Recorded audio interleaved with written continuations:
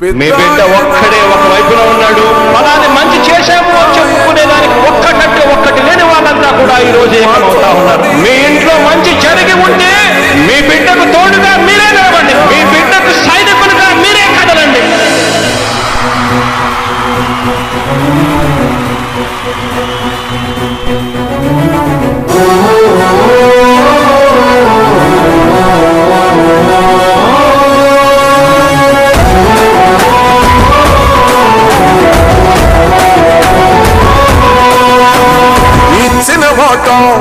తప్పిత vote వేయొద్దని చెప్పిన దమ్మున్నడు జగను. చెప్పిన మాట చెప్పినట్టుగా చేసిన మా రాజన్న కొడుకుర జగను. ఏ కష్టం రావద్దని పేద గుండె